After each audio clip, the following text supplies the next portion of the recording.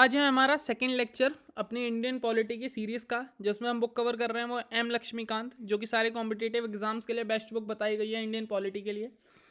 तो इससे पहले की लेक्चर की बात करें तो हमारा पहला लेक्चर आ चुका था, जिसमें हमने हिस्टोरिकल बैकग्राउंड के बारे में बात करी। इस चैप्टर में हमने दो चीज़ें देखनी थी, एक तो था कंपनी रूल और दूसरा था क्राउन रूल। कंपनी रूल की बात करी जाए तो 1773 से 1858 तक का रूल था। उसमें जितने जितने एक्ट पास हुए हमने सारे डिस्कस कर लिए, पूरा डिस्कस करा कंपनी रूल के बारे में। आज हम बात करने जा रहे हैं क्राउन रूल के बारे में। क्राउन रूल जो कि स्टार्ट हुआ था 1858 से 1947 तक। अब क्राउन रूल की बात करी जाए तो क्राउन रूल आया कैसे। तो इंडियंस बहुत परेशान हो गए थे कंपनी रूल के टाइम भी। जो कंपनी थी वो आई थी, एक हिसाब से देखा जाए तो ट्रेडिंग के लिए आई हुई थी, बट वो कंपनी इस्टेब्लिश करते गई और अपनी हुकूमत जमाते रही और इंडियंस को एज अ स्लेव ट्रीट करने लग गई। तो उसके चक्कर में इंडियंस ने अपनी आवाज़ उठाई और हमारा क्राउन रूल आया। क्राउन रूल में हमने सबसे पहले बात करने जा रहे हैं, तो बात करते हैं गवर्नमेंट ऑफ इंडियन एक्ट 1858 के बारे में। इस पर नज़र मत डालिएगा, पहले इसके बारे में देख लें कि ये था क्या। तो इसके बारे में अगर मैं बताया हूँ तो जो ये एक्ट था हमारा government of Indian act of 1858, तो आपको इससे पहले लेक्चर में याद हो गया कि रिवोल्ट हुआ था एक 1857 में। पिछले लेक्चर्स में मैंने बता रखा है सारा। इसको कहा था, जो ये था मेरा फर्स्ट वॉर ऑफ इंडिपेंडेंस। ठीक है, क्या था ये? First war of independence. First war of independence को एक और नाम से जाना जाता है, जिसको कहते हैं सिपॉय म्यूटिनिटी। ठीक है, तो ये पहली स्टेप थी जो कि लाई गई थी किसके लिए? एक्ट ऑफ गुड गवर्नमेंट के लिए। गुड गवर्नमेंट के लिए, ठीक है, गुड गवर्नमेंट के लिए एक्ट लाई गई थी। अब इस एक्ट में हुआ क्या क्या था ये देखते हैं। इस एक्ट में सबसे पहले तो जो बात हुई थी वो ये हुई थी कि जो गवर्नर जनरल था उसको किस नाम से बुलाया गया? जो गवर्नर जनरल था उसको बोलने लग गए वाइसरॉय ऑफ इंडिया। क्या? गवर्नर जनरल को वाइसरॉय ऑफ इंडिया बोलने लग गए, वाइसरॉय ऑफ इंडिया। और जो पहला वाइसरॉय था, जो वाइसरॉय बना उस टाइम पे, उसका नाम क्या था? उनका नाम था लॉर्ड कैनिंग। क्या नाम था उनका? Lord Canning. और आपने देखा होगा कि पहले की बात करी जाए तो ड्यूअल गवर्नमेंट का सिस्टम भी चल रहा था हमारा। ड्यूअल गवर्नमेंट का सिस्टम क्या था? मतलब ड्यूअल गवर्नमेंट का सिस्टम चल रहा था, एक तो बीओसी चल रहा था और एक सीओडी चल रहा था। बीओसी और सीओडी का मतलब क्या है? बीओसी का मतलब था बोर्ड ऑफ कंट्रोल और सीओडी का मतलब था कोर्ट ऑफ डायरेक्टर्स। तो जो पहले के एक्ट हैं, आपने अगर वो वीडियो देखा होगा आपको याद होगा बीओसी क्या था और सीओडी क्या था। दोबारा रिपीट नहीं करूंगा मैं इस लेक्चर में, प्रीवियस लेक्चर देख सकते हैं। तो इस जो फॉर्म था उसको एबॉलिश कर दिया था। किसको? बीओसी और सीओडी को एबॉलिश कर दिया था और इसके बदले एक नई बॉडी क्रिएट करी थी जिसका नाम था एसओएस। जिसका नाम था एसओएस। अब एसओएस का मतलब क्या है? एसओएस का मतलब था secretary of for the state. Secretary for the state. अब सेक्रेटरी ऑफ स्टेट, एसओएस का नाम था सेक्रेटरी ऑफ स्टेट। अब एसओएस की बात करी जाए तो इसका रोल क्या था? इसका रोल था, ये डायरेक्ट एक हिसाब से देखा जाए तो ब्रिटिश रूल को इंडिया में दर्शा रहा था। किसको दर्शा रहा था? ब्रिटिश रूल को इंडिया में दर्शा रहा था। ये एक चीज से बोला जाए तो सीधे सीधे ब्रिटिशर्स का क्राउन था, जो कि रिपोर्ट कर रहा था लंदन में। सीधे सीधे इंडिया से लंदन में रिपोर्ट कर रहा था ब्रिटिशर्स को कि क्या क्या हो रहा है इंडिया में और ये सही चल रहा है कि नहीं चल रहा है। ठीक है, एसओएस का ये काम था। जैसे कि बात करी जाए कि अगर पहले जो गवर्नर जनरल थे उनके लिए 4 मेंबर की एग्जीक्यूटिव काउंसिल थी, जो कि रिपोर्ट करती थी उन्हें कि आप ये डिसीजन सही ले रहे हैं गलत ले रहे हैं। वैसे ही एसओएस के लिए भी, भाई एसओएस कोई छोटी बॉडी तो है ही नहीं। अब जिसको हम रिप्रेजेंट कर रहे हैं कि ब्रिटिश क्राउन का ये हिस्सा है, सीधे सीधे रिप्रेजेंट कर रहा है ब्रिटिश क्राउन को इंडिया में। तो जो एसओएस था इसके लिए 15 मेंबर की काउंसिल थी। जो 15 लोग थे इसे गाइड करते थे, असिस्ट करते थे इसे कि हाँ भाई ये डिसीजन आप सही ले रहे हैं, ये पास कर दीजिए आप। ये डिसीजन एसओएस पे ले लेता था। और क्या बोला गया इस एक्ट में? जो एसओएस था और उसकी काउंसिल थी, उसकी काउंसिल बोले तो जो ये 15 लोग थे, उसकी काउंसिल को एक लीगल बॉडी बना दिया गया। क्या बना दिया गया? लीगल बॉडी बना दिया गया। ये सब कौन से एक्ट से हुआ? ये सब हुआ गवर्नमेंट ऑफ इंडियन एक्ट 1858 के अंदर हुआ, ठीक है। ये सब चीज़ें कब हुई? 1858 के अंदर हुई। तो जो एक्ट था ये हुआ, बट ये उतने अच्छे तरीके से फैला नहीं गया, उतना अच्छे से ये एक्ट का रिजल्ट सामने नहीं आया। और इसी के चक्कर में फिर हमारा अगला एक्ट आता है जिसको हम कहते हैं इंडियन काउंसिल एक्ट ऑफ 1861। तो एक बार ये नोट्स देख लीजिए छोटे मोटे, इससे आपको समझ आ जाएगा। असली एक्सप्लेनेशन तो व्हाइट बोर्ड में ही होगा। गवर्नर जनरल ऑफ इंडिया को वाइसरॉय बोला गया, board of control and code of directors को एबॉलिश कर दिया गया, इसके बदले एक नई बॉडी लाई गई जिसका नाम था सेक्रेटरी ऑफ स्टेट। और इसकी बॉडी के लिए 15 मेंबर की काउंसिल भी बैठी गई। मतलब 15 मेंबर की काउंसिल मतलब इसके पीए टाइप के समझ लो आप, लेकिन पोस्ट में तो ऊपर ही थे। इसको असिस्ट करते थे ये कि हाँ भाई ये डिसीजन तू सही ले रहा है, हाँ भाई ये डिसीजन तू गलत ले रहा है, ठीक है। फिर जब इन डिसीजन से ऑक्यूपाई हो जाता था तो वो सीधे एग्जीक्यूट हो जाता था। और क्या बोला गया कि जो एसओएस और उसकी काउंसिल है, एन काउंसिल का मतलब कि जो ये 15 मेंबर की काउंसिल है इसके साथ, वो एक लीगल बॉडी है, ठीक है। ये फैसले हुए इस एक्ट से। और क्या हुआ? तो ये फैसले हुए इस एक्ट से। और ये एक्ट क्यों आया था? ये एक्ट आया था रिवोल्ट ऑफ 1857 के कारण, जिसको पहली वॉर ऑफ इंडिपेंडेंस भी कहा गया है और सिपॉय म्यूटिनिटी भी कहा गया है। तो ये समझ गए होंगे आप, government of Indian act of 1858। आइए अगली स्लाइड में बढ़ते हैं। यही था इस एक्ट में। तो अब अगली स्लाइड में बढ़ा जाए तो अगला एक्ट है हमारा इंडियन काउंसिल एक्ट ऑफ 1861। तो भाई इसको तो सीधे पढ़ना मत आप, पहले इसके अंदर के बारे में देख लेते हैं, फिर आप इसे पढ़ लेना। तो अब बात करिए इस एक्ट में क्या था। तो देखो जो ब्रिटिशर्स थे, कौन थे हमारे ब्रिटिशर्स थे, जो कि आए थे ईस्ट इंडिया कंपनी के फॉर्म में। एक तरीके से क्या करने आए थे? बस ट्रेडिंग करने आए थे, बट ट्रेडिंग के बदले उन्होंने पूरी हुकूमत जमाने लग गई। तो इंडियंस भी शांत तो बैठेंगे नहीं। तो जो ब्रिटिशर्स थे वो आए थे ट्रेडर के रूप में इंडिया में, बट क्या करने लग गए? इंडियंस को अपने कब्जे में करने लग गए। तो इसको देख के इंडियंस शांत तो बैठेंगे नहीं भाई, कोई तुम्हारे ऊपर कब्जा करेगा तुम उसको शांत तो बैठोगे नहीं। तो इसी चक्कर में इंडियंस जो है इसको खिलाफ जाने लग गए, बोलने लग गए ब्रिटिशर्स को हटाओ ये वो। लास्ट तक देखना है कि ब्रिटिशर्स खुद ही एक्ट आएगा एक 1947 का, उसमें ब्रिटिशर्स चले गए थे इंडिया छोड़ के, तभी हमें इंडिपेंडेंस भी मिला था।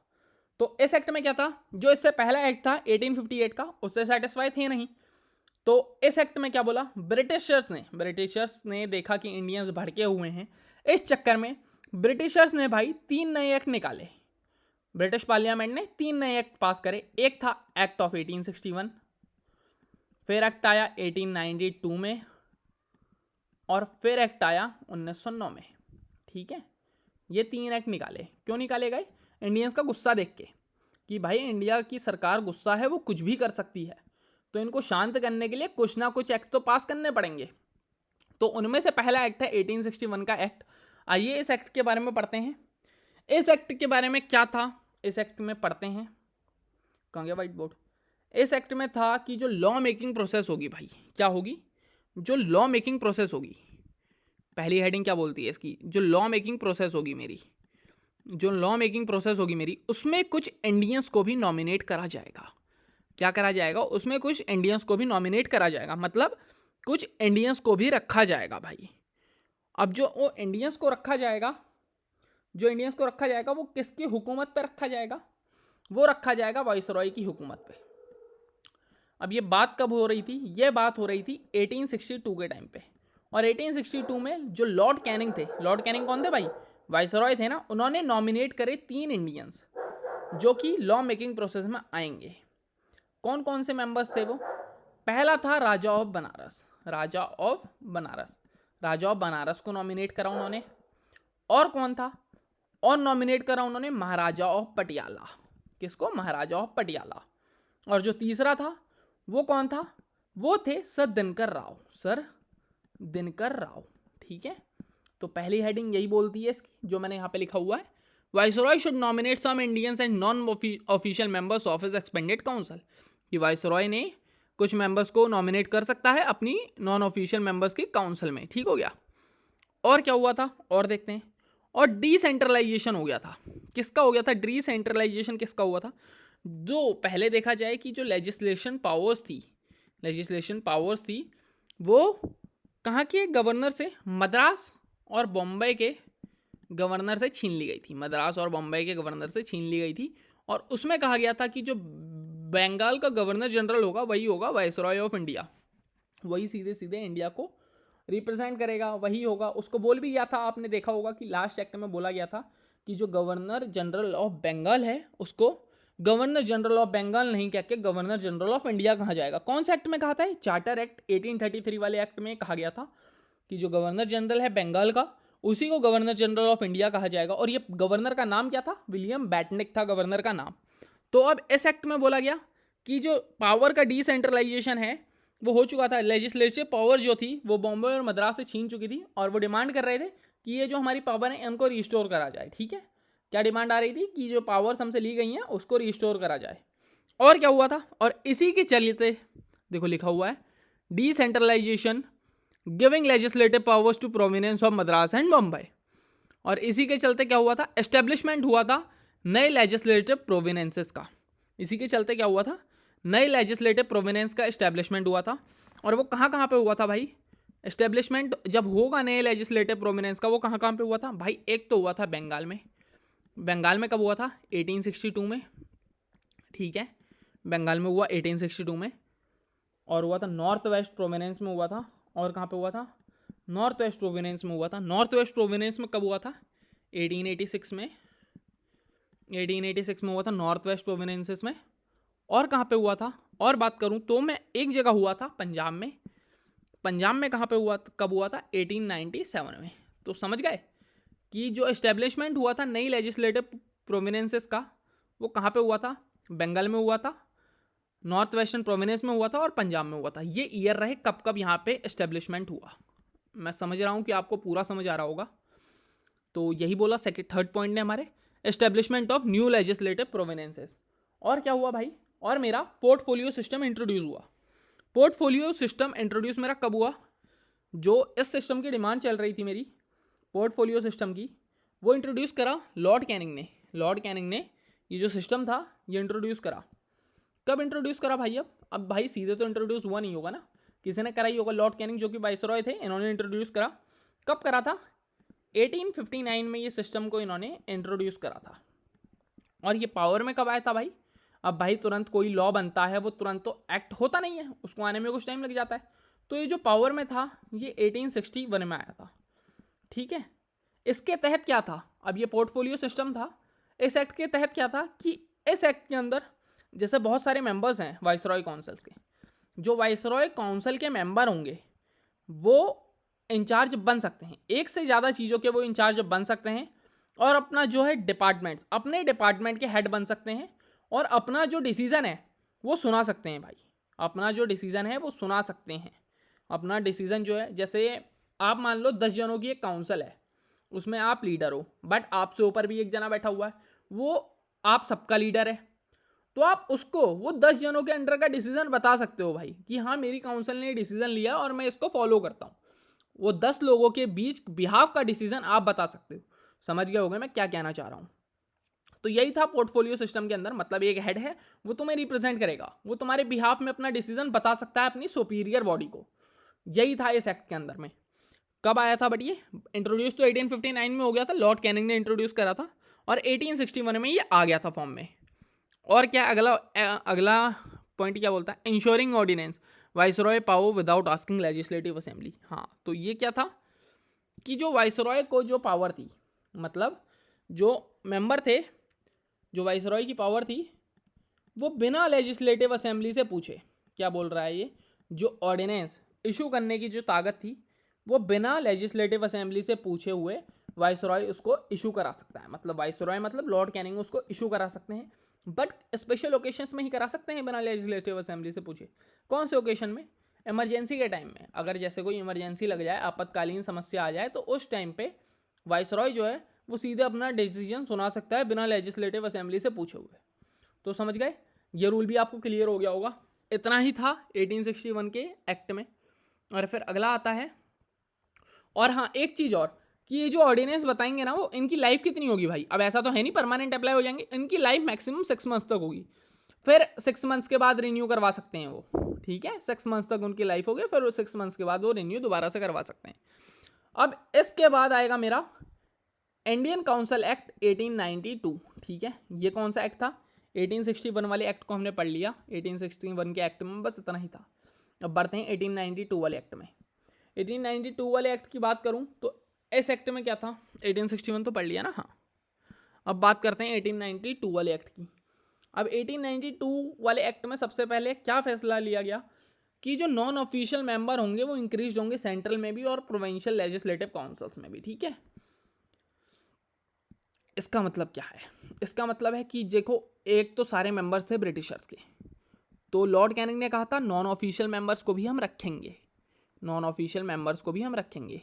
एक्ट भी पास हुआ था, इसके लिए एक मकलॉय कमेटी भी बनी थी कि जिसमें सिविल सर्वेंट्स को रखा जाएगा।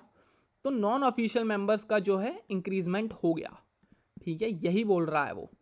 जो नॉन लेजिस्लेटिव मेंबर्स हैं उनका मेंटेनेंस, मतलब उनकी जो वो होगी क्या होगी, इंक्रीजमेंट हो जाएगा, कि उनको ज़्यादा ऐड करा जाएगा। बट इस बात का ध्यान रखा जाएगा कि ये मेजोरिटी में ना आए। जो मेजोरिटी में आएंगे वो, जो मेजोरिटी में कौन होगा, जो मेजोरिटी में होंगे, मेजोरिटी में ऑफिशियल मेंबर्स ही होंगे, समझ गए। मेजोरिटी में हमारे जो होंगे वो ऑफिशियल मेंबर्स ही होंगे। और क्या हुआ, और क्या डिसीजन लिया गया, और डिसीजन लिया गया कि जो इनके फंक्शंस हैं भाई, इनके फंक्शंस को बढ़ा दिया जाए, फंक्शंस को बढ़ा दिया जाए। मतलब जैसे जो बजट पास होता था ना, तो बजट में जब बजट पास हो रहा है तो ये उसमें डिस्कस कर सकते हैं, ठीक है। उनको डिस्कशन करने का राइट दे दिया गया, डिस्कशन करने का राइट दे दिया गया। बट जो है क्वेश्चन भी कर सकते हैं, क्वेश्चन भी कर सकते हैं, क्वेश्चनिंग कर सकते हैं, बट उसको कुछ अपोज नहीं कर सकते हैं, मतलब कि पुकार नहीं लगा सकते कि ये आप गलत कर रहे हैं, इसको चेंज करिए, ये राइट नहीं था। मतलब डिस्कस कर सकते हैं, इस चीज़ का राइट था, ठीक है। एग्जीक्यूशन का राइट नहीं था। बस एक राइट बढ़ा दिया गया था कि जो बिल पास होता है उसमें बजट डिस्कशन होता है, उसमें डिस्कस कर सकते हैं। और ये कब हुआ था, 1860 में, समझ गए, समझ गए ना। अगले पॉइंट की साइड बढ़ते हैं। अगला पॉइंट क्या कहता है, increase the function of legislative, यही बता दिया कि जो ब्रिटिश की जो बजट का फंक्शन होता है उसमें ये बात कर सकते हैं। और देखो ये नॉमिनेशन कैसे होता था। अब भाई कुछ तो क्राइटेरिया होगा ना इनका भी, कि ऐसी जो क्या उठा के रख देंगे यार। अब जैसे यूपीएससी का एग्जाम होता है उसमें किसी को रोड में चलते फिरते व्यक्ति को जो क्या कहते हैं यार कि तू डीएम का शासन संभाल भाई, इतनी पावर ले। अब इसका नॉमिनेशन कैसे होता था। अब बात करी जाए तो सेंट्रल लेजिस्लेटिव असेंबली में, सेंट्रल लेजिस्लेशन में इनका दो जगह नॉमिनेशन होता है। एक तो सेंट्रल लेजिस्लेटिव काउंसिल में होता था। सेंट्रल लेजिस्लेटिव काउंसिल में भाई वाइसरॉय के रिकमेंडेशन में होता था, वाइसरॉय करता था। और वाइसरॉय को रिकमेंड कौन करता था भाई, अब वाइसरॉय को कोई तो रिकमेंड करेगा ना। वाइसरॉय को रिकमेंड करती थी प्रोविंशियल लेजिस्लेटिव काउंसिल अपनी, और plus provincial legislative council recommend करती थी, और Bengal chamber of commerce recommend करती थी, बंगाल चैम्बर ऑफ कॉमर्स, ठीक है। ये दो रिकमेंड करते थे भाई वाइसरॉय को कि हाँ ये जो नॉन ऑफिशियल्स हमारे इंडियंस हैं, मतलब नॉन ऑफिशियल मेंबर्स हैं, इंडियंस हैं, ये सही है, इनको आप रख लीजिए। तो फिर वाइसरॉय इनको अपनी काउंसिल में रख लेता था, सेंट्रल लेजिस्लेटिव काउंसिल में रख लेता था। और एक तो non official member central legislative council में रखे जाते थे, और एक रखे जाते थे प्रोविंशियल लेजिस्लेटिव काउंसिल में। अब प्रोविंशियल लेजिस्लेटिव में काउंसिल में कौन नॉमिनेट करता था मेंबर्स को। अब इसमें बात करी जाए तो भाई इसमें गवर्नर जो है वो नॉमिनेट करता था मेंबर्स को। अब गवर्नर जो है भाई कुछ फैक्टर्स में तो नॉमिनेट करेगा ही। वो फैक्टर कौन कौन से होते थे मेरे, फैक्टर होते थे किसकी रिकमेंडेशन पे करता था, डिस्ट्रिक्ट बोर्ड की रिकमेंडेशन पे, म्यूनिसिपैलिटीज़ की रिकमेंडेशन पे, यूनिवर्सिटीज़ की रिकमेंडेशन पे, जमींदार्स की रिकमेंडेशन पे। इनकी रिकमेंडेशन पे जो वो था वो गवर्नर जो था वो प्रोविंशियल लेजिस्लेटिव कोड में मेंबर्स को रखता था, ठीक है। समझ गए कि ये नॉमिनेट कैसे होते थे। तो इस लॉ में 1892 का जो लॉ था भाई, इसमें क्या क्या चीज़ें बताई गई। इसमें सबसे पहले तो हमें बताया गया कि जो जो मेंबर्स थे उनको, नॉन ऑफिशियल मेंबर्स को इनके एडिशन ज़्यादा उनकी मतलब संख्या बढ़ा दी गई नॉमिनेट होने की, कि ज़्यादा मेंबर्स रखे जा सकते थे अब। बट एक चीज़ का ध्यान रखा जाता था कि ये मेजोरिटी में ना हो, ठीक है। और क्या बोला गया, और इनके फंक्शंस बढ़ा दिए गए, इनको राइट दे दिया गया कि ये बजट डिस्कशन में आ सकते हैं। और इनके नॉमिनेशन का फॉर्म बताया कि भाई कैसे ये नॉमिनेट होते थे। दो जगह नॉमिनेट होते थे, एक तो सेंट्रल लेजिस्लेटिव काउंसिल में होते थे, एक प्रोविंशियल लेजिस्लेटिव काउंसिल में होते थे। सेंट्रल में वाइसरॉय करता था, किस किस के रिकमेंडेशन पर करता था वो पूरा बता दिया। और प्रोविंशियल में गवर्नर नॉमिनेट करता था, किस किस के नॉमिनेशन पर रिकमेंड करता था वो पूरा बता दिया। तो इतना ही था हमारे इंडियन काउंसिल एक्ट 1892 पे। अब बढ़ते हैं अगले एक्ट पे। अगला एक्ट हमारा आएगा इंडियन काउंसिल एक्ट ऑफ 1909। अब अगले एक्ट में क्या था भाई, डिस्कस करते हैं भाई। अगले एक्ट में क्या था, तो अगले एक्ट की साइड बढ़ते हैं, स्लाइड में बढ़ते हैं, अगली स्लाइड में बढ़ता हूँ। तो इस एक्ट में क्या था ये देखते हैं। तो सबसे पहले तो बात करी जाए तो इंडियन काउंसिल एक्ट जो 1909 का है ना भाई, इस एक्ट को एक कौन नाम से जाना जाता है, किस नाम से जाना जाता है इस एक्ट को जाना जाता है मॉर्ले मिंटो रिफॉर्म्स नाम से, मॉर्ले मिंटो रिफॉर्म्स के नाम से, ठीक है। अब भाई अब आप सोच रहे होगे कि इस नाम से क्यों जाना जाता होगा यार। अब अगर बात करी जाए तो आपको याद होगा कि एक एसओएस का पोस्ट निकाल दिया गया था।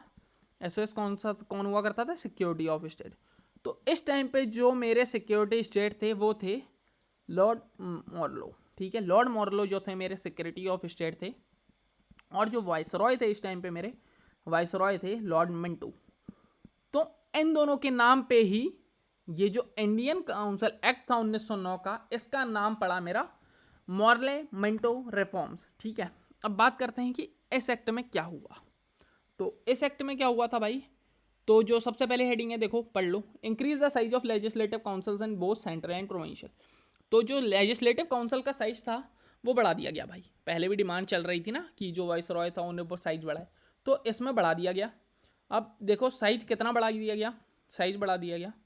जो सेंट्रल लेजिस्लेटिव काउंसिल में थी भाई, उसमें पहले जो नॉमिनेट करे जाते थे वो मेरे करे जाते थे 16 जने, बट अब कितने करे जाएंगे भाई, अब करे जाएंगे मेरे 60 जने, ठीक है। पहले 16 थे अब 60 हो गए भाई। देखो कितनी जल्दी एकदम भर्ती बढ़ा दी गई सीधे। तो और सीएलसी में तो इतने हुए भाई, 2 फॉर्म्स थी अभी पढ़ा, एक सीएलसी था एक पीएलसी था। अब पीएलसी में कितने बढ़ाए गए भाई, पीएलसी में जो था उसका जो डाटा था वो बताया नहीं गया, कि जो इसने बोल दिया गया सीधे सीधे नॉन यूनिफॉर्म। आपकी लक्ष्मीकांत की बुक में यही लिखा होगा कि नॉन यूनिफॉर्म मतलब पता नहीं है, ठीक है।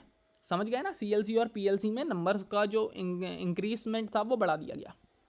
और क्या बोला गया, और official and non official members, और क्या था, वही था कि जो मेजॉरिटी होगी, जो मेजॉरिटी थी, क्या बोला गया कि जो officials and non official member थे वो मेजॉरिटी में होंगे, ठीक है।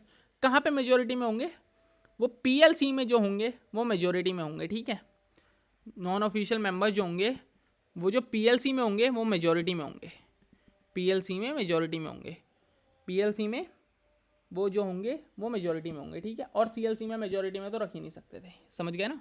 पीएलसी में वो जो मेंबर्स होंगे नॉन ऑफिशियल मेंबर्स वो मेजॉरिटी में होंगे।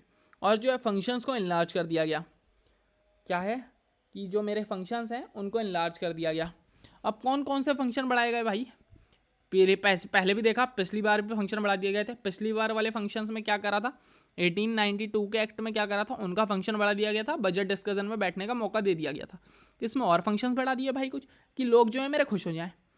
इनमें उनको क्वेश्चनिंग के राइट दे दिया गया, वोट का राइट दे दिया गया, और रेजोल्यूशंस का राइट दे दिया गया, ठीक है। क्वेश्चनिंग का, वोटिंग का और रेजोल्यूशंस का राइट उन्हें दे दिया गया, ठीक है।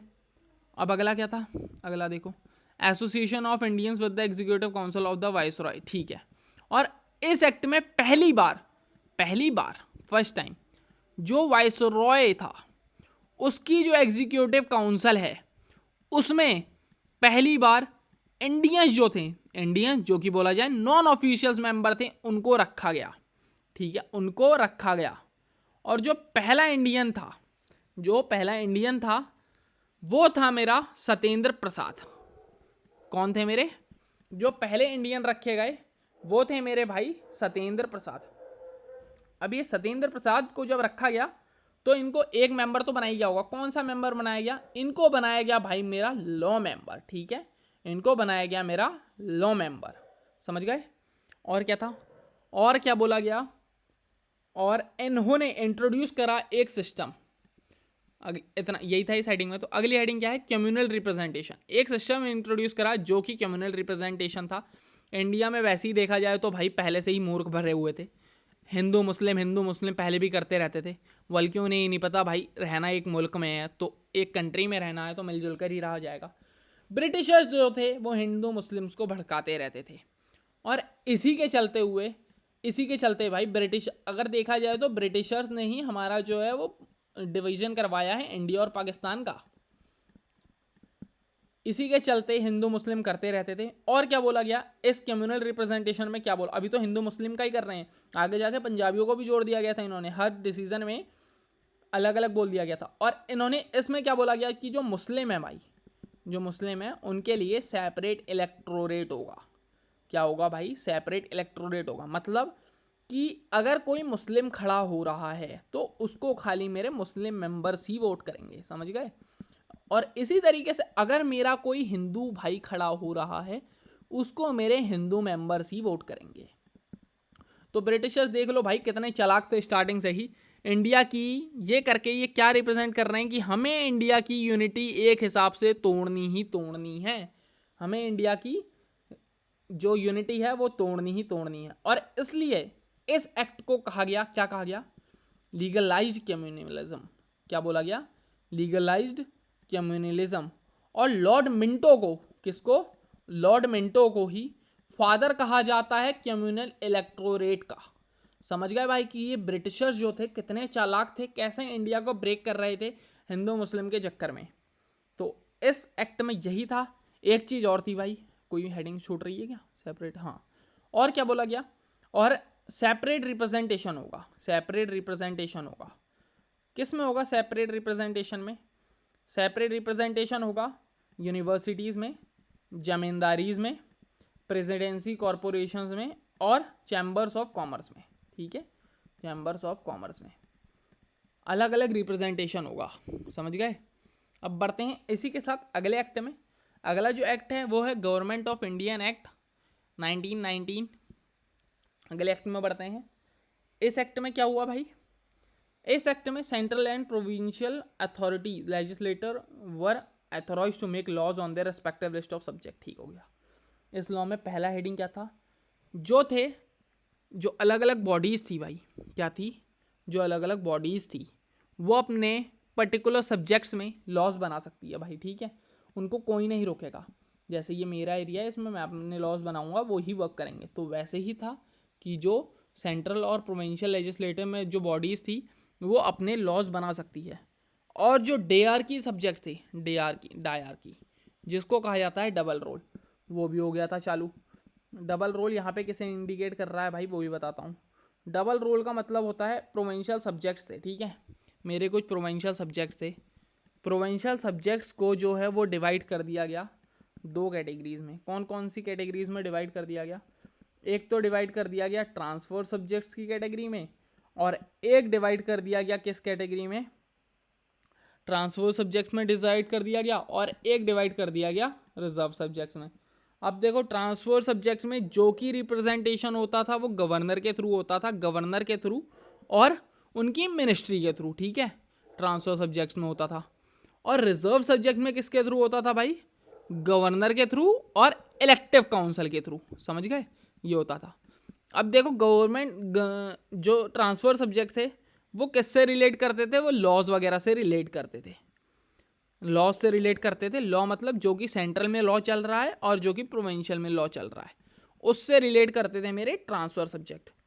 और रिजर्व सब्जेक्ट वही भाई जो कि स्पेशल को मिलता है, पहली बार रिजर्व से ही मतलब पता लग जा रहा है, जो कि स्पेशल लोगों को मिलते थे। ट्रांसफर सब्जेक्ट गवर्नर और जो उसकी मिनिस्ट्री थी वो डिसाइड करती थी, और रिजर्व सब्जेक्ट गवर्नर और उसकी इलेक्टिव काउंसिल डिसाइड करती थी। ठीक है, और क्या बोला गया, पहली बार इसी में ही बाईकैमरलिज्म। बाईकैमरलिज्म का मतलब क्या होता है, हाउसेस, हाउस मतलब अपर हाउस और लोअर हाउस का कंसेप्ट भी यहाँ पे आया, अपर हाउस और लोअर हाउस का कॉन्सेप्ट भी यहाँ पे आया। मतलब बोला जाए तो अपर हाउस को मेरा कौन हैंडल करेगा, अपर हाउस को मेरा जो डील करेगी वो, अपर हाउस को मेरा जो डील करेंगे वो होंगे COS, और लोअर हाउस को जो मेरा डील करेंगे वो होंगी लेजिस्लेटिव असेंबली। ठीक हो गया, ये बोला गया। COS मतलब काउंसिल ऑफ स्टेट्स। बाईकैमरलिज्म में इंट्रोड्यूस हो गया। और डायरेक्ट इलेक्शन, इस एक्ट के अंदर पहली बार डायरेक्ट इलेक्शन का कंसेप्ट आया, डायरेक्ट इलेक्शन का कंसेप्ट इस एक्ट के अंदर आया, ये बहुत इंपॉर्टेंट बात है। और क्या हुआ, 3 में से 6 मेंबर जो होंगे भाई, क्या 3 में से जो 6 मेंबर होंगे वो सेलेक्ट करे जाएंगे वाइसरॉय की एग्जीक्यूटिव काउंसिल में। 6 मेंबर होते हैं टोटल, 3 मेंबर सेलेक्ट करे जाएंगे। और जो ये 3 मेंबर होंगे भाई, ये क्या होंगे, ये नॉन ऑफिशियल्स होंगे, मतलब बोला जाए ये इंडियंस होंगे।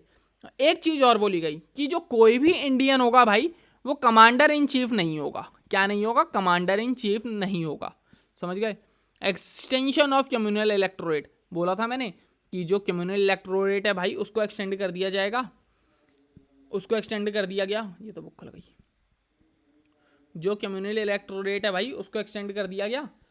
कम्युनल इलेक्टोरेट को मतलब एक्सटेंड करने का मतलब क्या है भाई? ये पूरी तरीके से इंडिया को बर्बाद करना चाह रहे हैं, मतलब जाति धर्म के नाम पर बहलावा दे रहे हैं, पूरा पूरा इंडिया को बर्बाद करना चाह रहे हैं। पहले तो खाली देखो मुस्लिम्स और हिंदू में करा था इन्होंने, अब इन्होंने कर दिया सिख्स में भी कर दिया, क्रिश्चियंस में भी कर दिया, इंडियन क्रिश्चियंस में भी कर दिया, एंग्लो इंडियंस में भी कर दिया। तो देखो कितने चालाक हैं ब्रिटिशर्स। ब्रिटिशर्स सीधे सीधे इंडिया की यूनिटी को तोड़ना चाह रहे हैं। और इन्होंने क्या करा?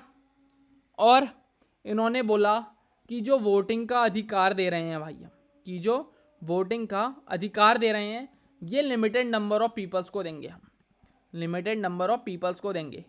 किसके बेसिस में? प्रॉपर्टी के बेसिस में उनकी, उनके टैक्स के बेसिस में और उनके एजुकेशन के बेसिस में। समझ गए? जो वोटिंग का राइट दिया गया इन्होंने लिमिटेड नंबर ऑफ लोगों को दे दिया गया। और ये किस बेसिस पे मिलेगी? ये इनकी प्रॉपर्टी के बेसिस पे मिलेगी, इनके टैक्स के बेसिस पे मिलेगी और इनके एजुकेशन के बेसिस पे मिलेगी। और एक ऑफिस बनाया, और एक ऑफिस बनाया किसके लिए? हाई कमिश्नर के लिए एक ऑफिस बनाया गया, establishment of new office for high commissioner of India. ये कहाँ बनाया गया ऑफिस? ये ऑफिस जो था मेरा, ये ऑफिस मेरा लंदन में बनाया गया। और इसके कुछ फंक्शंस को, जो हाई कमिश्नर के फंक्शंस थे उसके कुछ फंक्शंस को किसे ट्रांसफर कर दिया गया? इसे ट्रांसफर कर दिया गया कुछ फंक्शन को सेक्रेटरी ऑफ स्टेट को ट्रांसफर कर दिया गया। किसके फंक्शंस को भाई? हाई कमिश्नर के फंक्शंस को। ठीक हो गया? और क्या गया? और एक एस्टेब्लिशमेंट हुआ। और किस चीज़ का एस्टेब्लिशमेंट हुआ? और एस्टेब्लिशमेंट हुआ पब्लिक सर्विस कमीशन का, पब्लिक सर्विस कमीशन का एस्टेब्लिशमेंट हुआ। और एक सेंट्रल पब्लिक सर्विस कमीशन बना, सेंट्रल पब्लिक सर्विस कमीशन बना। कब बना? ये बना मेरा 1926 में। समझ गए? ये बना मेरा 1926 में। आपने अगर अपनी एम लक्ष्मीकांत की बुक खोली होगी आपको ये पूरा समझ आ रहा होगा। और पहली बार भाई, फर्स्ट टाइम, पहली बार और क्या हुआ इस एक्ट में? एक तो पहली बार डायरेक्ट इलेक्शन का कंसेप्ट आ गया भाई, और पहली बाइकैमरलिज्म आ गया, हाउसेस की बात हो गई, अपर हाउस की, लोअर हाउस की, डायरची का इंट्रोडक्शन आ गया। और सेंट्रल और जो प्रोविंशियल थे भाई वो सीधा सीधा जो सब्जेक्ट थे उनको अलग कर दिया गया, सीधी बात ये बोली गई। और एक पहली बार प्रोविंशियल बजट पास हुआ, प्रोविंशियल बजट पास हुआ और बोला गया कि जो प्रोविंशियल बजट होगा वो सेंट्रल से पास करा गया। और बताया गया कि जो प्रोविंशियल बजट है और सेंट्रल बजट है भाई दोनों अलग अलग हैं। ठीक है? पहली बार प्रोविंशियल बजट पास हुआ गया। और क्या बोला गया? और बोला गया कि जो अपॉइंटमेंट होगा, और क्या बोला गया? और 20 अगस्त 1917, क्या 20 अगस्त 1917 को इन्होंने एक वो भी पास करा कि जो ये होगी हमारी, जो इस एक्ट में होगा वो रिस्पॉन्सिबल गवर्नमेंट बनाई जाएगी, जिसकी ब्रांच जो होगी, जिसकी जो ब्रांच होगी वो इंडियंस होंगी। ठीक है? ठीक है? इसकी ब्रांच में इंडियंस को भी इंक्लूड करा जाएगा। इसी में बोला गया 20 अगस्त 1917 को बोला गया कि जो इस एक्ट के तहत हम एक रिस्पॉन्सिबल गवर्नमेंट भी बनाएंगे और इस गवर्नमेंट में क्या होगी, इसकी ब्रांच में इंडियंस को भी हम लोकेट करेंगे। ठीक है? इस एक्ट को एक और नाम से जाना जाता है। किस एक्ट को? गवर्नमेंट ऑफ इंडियन एक्ट को एक और नाम से जाना जाता है। किस नाम से जाना जाता है भाई? इसे जाना जाता है मॉन्टेगो क्लेम्सफोर्ड रिफॉर्म नाम से, मॉन्टेगो क्लेम्सफोर्ड रिफॉर्म के नाम से। अब इस नाम से क्यों जाना जाता है? क्योंकि जो इस टाइम के SOS थे, जो कि सेक्रेटरी ऑफ स्टेट थे, वो थे मॉन्टेगो मेरे, और जो वाइसरॉय थे मेरे लॉर्ड क्लेम्सफोर्ड। ठीक है? याद रहेगा, पिछले वाले में भी बताया मैंने कि SOS कौन थे और वाइसरॉय कौन थे। ठीक हो गया? इस एक्ट में इतनी ही बातें थी। देख लिया होगा आपने कि कैसे कम्युनल इलेक्टोरेट चल रहा है। स्टार्टिंग से ही इंडियंस को भड़काया जाता था जाति के नाम पे। ब्रिटिशर्स ने पूरी यूनिटी ब्रेक करने की कोशिश तो बहुत करी भाई। अब इस एक्ट में अगर मैं बात करूं तो दो चीज़ें हमें और पढ़नी है। एक आता है मेरा साइमन कमीशन, साइमन कमीशन पे अलग लेक्चर भी लेके आएंगे। बट थोड़ा यहाँ पे इंट्रोड्यूस हुआ है कि आपकी एम लक्ष्मीकांत की बुक में इंट्रोड्यूस हुआ है, तो हल्का सा देख लेते हैं साइमन कमीशन के बारे में भी। तो भाई ये साइमन कमीशन क्या था? ये साइमन कमीशन जो था, इसकी बात चल रही थी 1927 में ही, 1927 से इसकी बात चल रही थी। एक था ये 7 मेंबर की काउंसिल थी, और जिसके हेड कौन थे? इसके हेड थे भाई मेरे जॉन साइमन, जॉन साइमन जो कि चेयरमैन थे, ठीक है। और इससे क्या बोला गया? ब्रिटिशर्स ने बोला गया कि जॉन साइमन से बोला गया आप एक अपनी कम्युनिटी सेट करिए और आप जाइए और हमें वर्किंग का, इसकी वर्किंग का बारे में बताइए। किसकी वर्किंग के बारे में? जो कि इंडियन एक्ट था 1919 का, इसकी वर्किंग के बारे में बताइए, इसकी रिपोर्ट दीजिए हमें, ठीक है, इसकी रिपोर्ट दीजिए।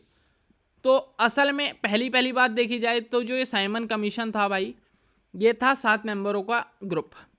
तो पहली बात तो इसमें कोई भी इंडियंस नहीं था, तो सीधे सीधे इसे बॉयकॉट हो ही जाना चाहिए था। इंडियंस तो आवाज़ उठाएंगे ना भाई कि भाई इसने एक भी इंडियन नहीं रखा है, तो इसको बॉयकॉट कर देना चाहिए। अब देखिए इसने अपनी रिपोर्ट तो दी, इसने अपनी रिपोर्ट दी 1930 में, और इसने अपनी रिपोर्ट में पहली चीज़ बोली गई कि जो डायरकी है भाई, डायरकी है उसे ख़त्म कर दो, डबल रोल को सीधा सीधा ख़त्म कर दो। और जो ये रिस्पॉन्सिबल गवर्नमेंट है भाई, जो मेरी क्या है, रिस्पॉन्सिबल गवर्नमेंट, इसके जो फंक्शंस हैं इसको और एक्सटेंड कर दो, इसको एक्सटेंड कर दो, ठीक है। जो रिस्पॉन्सिबल गवर्नमेंट है इसको एक्सटेंड कर दो। और क्या बोला गया? और फेडरेशन कर दो, ठीक है, फेडरेशन कर दो। ये इसने अपनी रिपोर्ट में कहा गया। और क्या गया? और बोला गया कि जो कम्युनल गवर्नमेंट चल रही है भाई, कम्युनल रिप्रेजेंटेशन चल रहा है, और यहाँ बोले तो कम्युनल इलेक्टोरेट चल रहा है, इसको चलने दो। ये तो चाहेगा ही कि भाई चलने दो, इंडिया का और जल्दी बंटवारा हो, इंडिया को हम लड़ाएं भड़काएं लोगों को। और क्या बोला गया? और क्या बोला गया? इसके चक्कर में भाई, कम्युनल रिप्रेजेंटेशन के चक्कर में इसमें 3 राउंड की टेबल कॉन्फ्रेंस भी हुई जो कि इंग्लैंड में हुई। और WPCR की रिकमेंडेशन पे, और WPCR की रिकमेंडेशन पे जो गवर्नमेंट ऑफ इंडिया एक्ट है उसको बनाया गया इन्होंने, ठीक है। WPCR की रिकमेंडेशन पे जो गवर्नमेंट ऑफ इंडिया एक्ट है उसको बनाया गया, इंडियन एक्ट 1935 को। अब हमने इसके बाद वही पढ़ना है, इंडियन एक्ट ऑफ 1935, ठीक है। समझ आ गया साइमन कमीशन भी? साइमन कमीशन ने सबसे पहले क्या बोला गया कि भाई डायरकी ख़त्म कर दो, रिस्पॉन्सिबल गवर्नमेंट के फंक्शंस को और ज़्यादा बढ़ा दो, फेडरेशन कर दो, कम्युनल इलेक्टोरेट को कम्युनल इलेक्टोरेट को चलने दो भाई, अच्छी चीज़ चल रही है वो, इंडियंस आपस में लड़ रहे हैं, झगड़ रहे हैं, अच्छी चीज़ चल रही है वो। तो साइमन कमीशन समझ गए। साइमन कमीशन के बाद एक कंसेप्ट आता है कम्युनल अवार्ड का, ठीक है। कम्युनल अवार्ड क्या है भाई?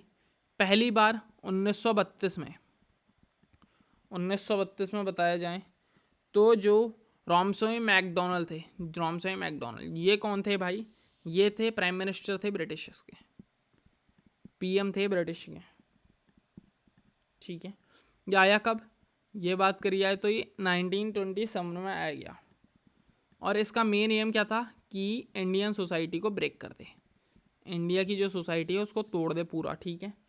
जो हमारे डिप्रेस्ड क्लास थे, पहले से जानते होंगे, जो हमारे डिप्रेस्ड क्लास थे, इसने क्या बोला गया? उनके लिए सेपरेट इलेक्टोरेट बनाया जाए, ठीक है, सेपरेट इलेक्टोरेट बनाया जाए।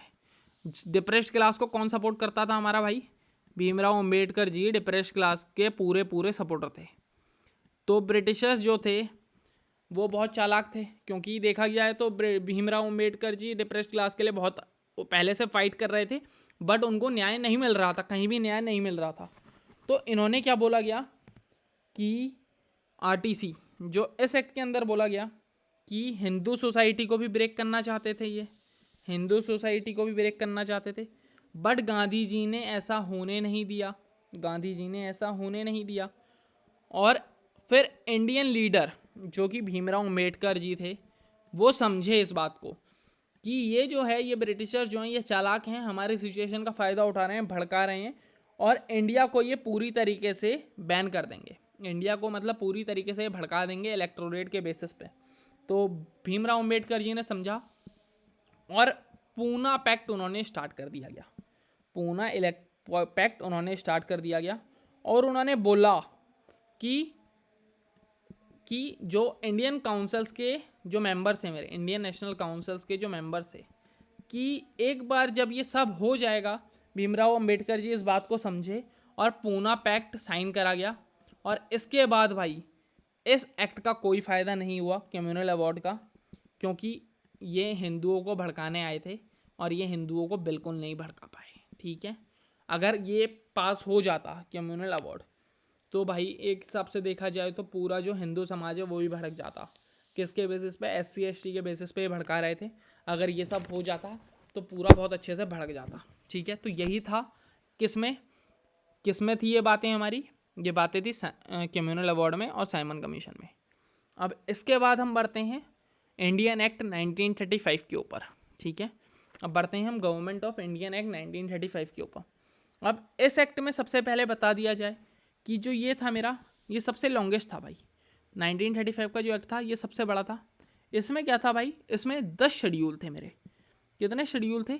10 शेड्यूल थे, जो कि 321 सेक्शंस को कवर कर रहे थे, जो कि 321 सेक्शंस में थे। 10 शेड्यूल थे और 321 सेक्शंस थे। अब देखी जाए तो इसमें सबसे पहले क्या बोला गया? इसमें सबसे पहले बोला गया कि ऑल इंडिया फेडरेशन जो है उसका इस्टेब्लिशमेंट होगा। ऑल इंडिया फेडरेशन का इस्टेब्लिशमेंट होगा, मतलब ऑल इंडिया फेडरेशन का इस्टेब्लिशमेंट ये कभी हो तो पाया नहीं, क्योंकि जो प्रिजली स्टेट्स थे मेरे भाई उन्होंने ज्वाइन ही नहीं करा कभी।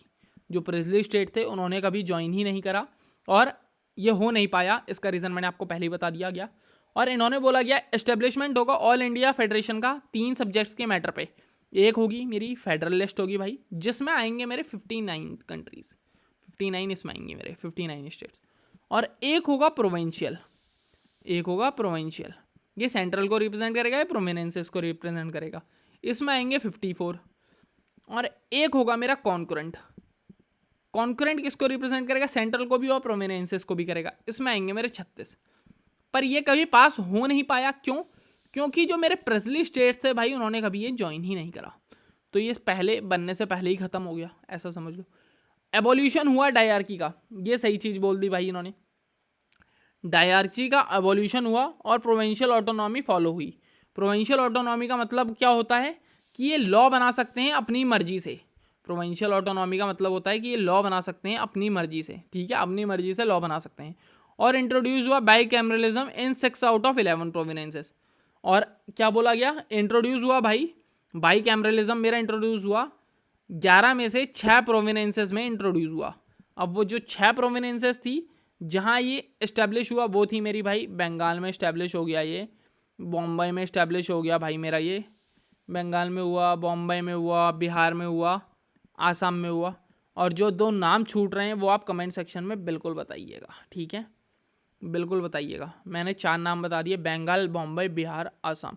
जो 2 नाम मैंने नहीं लिए हैं वो आप कमेंट सेक्शन में बताइएगा मुझे। और क्या बोला गया? Extended the principle of communal representation, और कम्युनल रिप्रेजेंटेशन को फिर बढ़ा दिया गया। अब तक तो खाली उसमें हो रहा था क्या, हिंदू में भी हुआ, मुस्लिम में भी हुआ, क्रिश्चियन में भी हुआ, सिक्स में भी हुआ। फिर दूसरे में बात करी जाए तो क्रिश्चियन में हुआ, एंग्लो इंडियंस में हुआ और सिक्स में हुआ। अब फिर अगर दोबारा से बात करी जाए तो इसमें जो कम्युनल रिप्रेजेंटेशन था वो कैसे हुआ? इन्होंने बोल दिया गया कि SC के लिए अलग होगा, वुमेन्स के लिए भी होगा और भाई लिबरल्स के लिए भी होगा। तो देखो भाई ये कितने अच्छे से हमारी यूनिटी को ब्रेक करना चाह रहे हैं ब्रिटिशर्स। देखो कितने अच्छे से भड़का रहे हैं, क्योंकि वुमेन्स को कुछ अधिकार नहीं थे तो उस हिसाब से ये लड़ रहे थे। कितने अच्छे से भड़काना चाह रहे हैं। और क्या बोला गया? Abolish the council of India, और जो काउंसिल ऑफ इंडिया थी उसको मेरा ख़त्म कर दिया गया। SOS काउंसिल ऑफ इंडिया कौन सी थी भाई मेरी, जो 1858 में बनी थी, वो था मेरा SOS जो था, जो मेरा SOS था, जो कि 15 मेंबर, और उसकी जो 15 मेंबर की काउंसिल थी भाई मेरी, उसको पूरा ख़त्म कर दिया गया। ये थी कहाँ वैसे? ये लंदन में थी। इसको मेरा पूरा ख़त्म कर दिया गया। और एक चीज़ बोली गई कि जो इंडियंस हैं भाई, जो इंडियंस हैं वो 10% जो इंडियंस हैं मेरे वो वोट कर सकते हैं। ठीक है, जो 10% इंडियंस हैं मेरे वो वोट कर सकते हैं। और इसी एक्ट के अंदर क्या हुआ? रिजर्व बैंक का एस्टेब्लिशमेंट हुआ। रिजर्व बैंक मतलब जो कि डील करेगा करेंसी और क्रेडिट से। और एस्टेब्लिशमेंट हुआ FPSC का, फेडरल पब्लिक सर्विस कमीशन का, प्रोविंशियल पब्लिक सर्विस कमीशन का और जॉइंट पब्लिक सर्विस कमीशन का। ये क्या है, ये बॉडीज़ हैं जो कि यूपीएससी की तरह हैं। जो एफपीएससी है वो यूपीएससी हो गई प्रेजेंट डेट में, जो पीपीएससी है ये यूपीपीएससी हो गई, और जॉइंट पब्लिक सर्विस कमीशन जो कि पीसीएस हो गया। और फेडरल कोर्ट का इस्टेब्लिशमेंट भी होना चाहिए। और ये इस्टेब्लिशमेंट कब हुआ फेडरल कोर्ट का? फेडरल कोर्ट का जो इस्टेब्लिशमेंट हुआ भाई वो मेरा हुआ 1937 में, ठीक है। 1935 में बात तो हो रही थी, बट एस्टेब्लिशमेंट कब हुआ? 1937 में। अब बढ़ते हैं भाई अपनी लास्ट स्लाइड में, बढ़ते हैं, जो कि है इंडिपेंडेंस एक्ट है, इंडियन इंडिपेंडेंस एक्ट है जो कि 1947 का, ठीक है। अब भाई इस एक्ट में क्या हुआ, देखो यही एक्ट है जहाँ पे सब हुआ। तो बात करी जाए तो उस टाइम पे जो मेरे पीएम थे ब्रिटिशर्स के, वो थे मेरे क्लेमेंट एटली। कौन थे भाई? क्लेमेंट एलाइट थे। क्लेमेंट जो एटली थे वो थे मेरे उस टाइम पे पीएम, ठीक है। अब इन्होंने एक घोषणा कर दी थी कि ज़्यादा से ज़्यादा एट मैक्स जो ब्रिटिश रूल रहेगा वो 20 फरवरी 1947 तक रहेगा। 20 फरवरी 1947 तक रहेगा। उसके बाद हम इंडिया को पूरी तरीके से आज़ाद कर देंगे। 20 फरवरी 1947 तक रहेगा और उसके बाद जो हमें इंडिया को पूरी तरीके से आज़ाद कर देंगे। अब बोला गया कि जो 30 फरवरी की डेट होगी, 30 जून 1948 को जो होगी वो कंप्लीटली हम जो कंप्लीट पावर होगी वो इंडियंस को ट्रांसफ़र कर देंगे भाई। इंडियंस को हम जो है कंप्लीट पावर ट्रांसफ़र कर देंगे, ठीक है। और मुस्लिम, अब देखो दो चीज़ इस पे लड़ रहे थे ना पहले से। इंडियंस, मुस्लिम डिमांड कर रहे थे कि हमें अलग रीजन चाहिए और इंडियंस डिमांड कर रहे थे कि हमें अलग रीजन चाहिए। और इसी के चक्कर में जो ये है दो चीज़ों में डिवाइड हुआ गया। एक तो आईएनसी के फॉर्म में डिवाइड करा गया और एक एमएल की फॉर्म में डिवाइड करा गया। तो जो लॉर्ड माउंटबेटन ने इसका प्लान बनाया था, इन्होंने डिवाइड करा किस फॉर्म में? एक तो आईएनसी की फॉर्म में डिवाइड करा जहाँ पे इंडिया का एरिया आ गया, आईएनसी मतलब इंडियन नेशनल कांग्रेस, और एक आ गया एमएल मतलब मुस्लिम लीग, ठीक है। इन दोनों की चीज़ में ऐसे डिवाइड करा गया। और मुस्लिम लीग ने 3 जुलाई, और इसके चक्कर में इन्होंने बोला, इंडियंस ने बोला गया कि एक कॉन्स्टिट्यूएंट असेंबली बनेगी, तो भाई जो कि आज़ाद होते ही लॉ बनाएगी, जो कॉन्स्टिट्यूशन बनाने का काम करेगी। कॉन्स्टिट्यूएंट असेंबली कब बनाई गई भाई? 1946 को मेरी कॉन्स्टिट्यूएंट असेंबली बनाई गई। और इन्होंने आधे से ज़्यादा काम हमारे आज़ाद होने तक पहले ही कर लिया था, ठीक है। और फिर देखा जाए इसका मेन रीज़न क्या था? कि जो अलग अलग पार्ट में डिवाइड हो रहे हैं इंडिया और पाकिस्तान। वरना एक टाइम पे देखा जाए तो पहले इंडिया का मैप बहुत अलग था, अगर किसी ने देखा हो तो। यूपीएससी एस्पिरेंट ने सबने देखा ही होगा। फिर जो है इंडिया और पाकिस्तान अलग अलग हो गए। इसका रीज़न क्या था? मेन रीज़न इसका जो था वो कम्युनल पार्टीशन था इसका, जाति के धर्म पे। और 15 अगस्त 1947 को भाई मेरा इंडिया जो है वो आज़ाद हुआ। और 14 अगस्त को, और 15 अगस्त को तो इंडिया हुआ और 14 अगस्त को मेरा पाकिस्तान हुआ, ठीक है, पाकिस्तान हुआ। ब्रिटिशर्स ने, और एक चीज़ और बोली गई जब ये आज़ाद हुए, तो ब्रिटिशर्स ने बोला कि आप ब्रिटिश कॉमनवेल्थ का हिस्सा रह सकते हैं अगर आपकी इच्छा है तो। क्या बोला? कि ब्रिटिशर्स ने बोला कि ब्रिटिश कॉमनवेल्थ का आप हिस्सा रह सकते हैं या आप बाहर भी जा सकते हैं, आपकी मर्जी है। ब्रिटिश कॉमनवेल्थ का मतलब क्या होता है कि जो जो कंट्रीज़ ब्रिटिश शासन की गुलाम रह चुकी हैं, इंडिया इसका हिस्सा बाद में भी रहा था, ठीक है। और फिर जो वाइसरॉय, और इस एक्ट के अंदर क्या हुआ कि जो वाइसरॉय का ऑफिस था भाई वो भी एबॉलिश कर दिया गया। और जो गवर्नर जनरल था उसको ब्रिटिश किंग जो है इंडिया में रिप्रेजेंट करेगा किसको? डोमिनियन कैबिनेट को। उसके लिए एक अलग ऑफिस बनाया जाएगा गवर्नर जनरल के लिए, ठीक है। और क्या बोला गया कि आप अपना कॉन्स्टिट्यूशन बनाइए और जो हमारे प्रीवियस सारे एक्ट्स हैं आप उनको बैन भी कर सकते हैं अगर आपकी इच्छा है तो। इवन आप ये जो हमारा जो ब्रिटिशर्स ने इंडियन इंडिपेंडेंस एक्ट 1947 बनाया है, आप इसको भी बैन कर सकते हैं, ठीक है। ये चीज़ें इस एक्ट में बोली गई। और एक चीज़ और बोली गई भाई, ये चीज़ बहुत बेकार बोली गई ब्रिटिशर्स ने। जैसे प्रेस्ली स्टेट्स भी थे, पहले प्रेस्ली स्टेट भी थे, मुस्लिम लीग भी थी और इंडिया भी था, ठीक है, और इंडिया भी था। इन्होंने ये प्रेस्ली स्टेट से बोला कि प्रेस्ली स्टेट या तो चाहे इंडिया में मिल जाए, या तो चाहे मुस्लिम लीग में मिल जाए, या तो चाहे अपना अकेले रहें, या तो चाहे इसमें मिल जाए या चाहे इसमें मिल जाए, या किसी में मिले ही ना। एक चीज़ ये इन्होंने बहुत गलत बोली गई। और इसी के चलते भाई जो जम्मू कश्मीर था ना मेरा, वो अलग रह गया। और जो आप देखते हैं ना कश्मीर की लड़ाई चलती रहती है, वो इसी चक्कर में चलती है कि भाई क्या हुआ था, जो जब ये हुआ पार्टीशन वगैरह, तो मुस्लिम लीग ने अटैक कर दिया था इंडिया के ऊपर, इंडिया के कश्मीर पार्ट के ऊपर। तो जो कश्मीर पार्ट है मेरा, ऊपर से नक्शा देखा जाए तो जो इंडिया का एरिया है, जो जब ये कश्मीर के ऊपर अटैक हुआ तो कश्मीर का जो राजा था उस टाइम पे वो फिर इंडिया के पास आया कि बचा लो अटैक हो गया हमारे ऊपर। तो जो इंडिया ने फिर उसकी हेल्प करी, और जो इतना ऑक्यूपाइड है इसी को बोलते हैं पाकिस्तान ऑक्यूपाइड कश्मीर, जो कि इन्होंने हमसे अपनाया गया है। और इसी के चलते हुए एसओएस का ऑफिस भी पूरा एबॉलिश हुआ गया। एसओएस का ऑफिस भी जो है मेरा पूरा ख़त्म हो गया, ठीक है। और प्रिंसली स्टेट्स को तो अपनी मर्जी थी भाई कि वो आए कि ना आए, ठीक है। और कश्मीर के ऊपर अटैक हुआ, सीज़ फायर हुई, और जहाँ पे वो सीज़ फायर हुई ना, वहीं से जो यहाँ पे मान लो यहाँ पे मेरी सीज़ फायर हुई, और यहीं पे वो एरिया जो है ये बन गया पाकिस्तान ऑक्यूपाइड कश्मीर, और ये बन गया इंडिया का कश्मीर। इसी के चक्कर में विवाद भी चलते रहते हैं। अब तो जम्मू कश्मीर से 370 भी हट गई भाई, सुप्रीम कोर्ट ने भी पूरा सपोर्ट कर दिया 370 का। अब इवन रिसेंट आर्टिकल्स में भी आया हुआ था, पढ़ा ही होगा आपने न्यूज़ में, कि जो सुप्रीम कोर्ट है इन्होंने पूरा सपोर्ट करा, और जो इंडियन मुस्लिम कम्युनिटी का यूनियन है इन्होंने इसके खिलाफ याचिका भी दर्ज करी थी, बट सुप्रीम कोर्ट ने उसे नेगलेक्ट कर दिया पूरी तरीके से। और इसी के चलते हमारा जो है इंडिया है वो कम्प्लीटली फाइनली आज़ाद हो गया भाई, आज़ाद हो गया।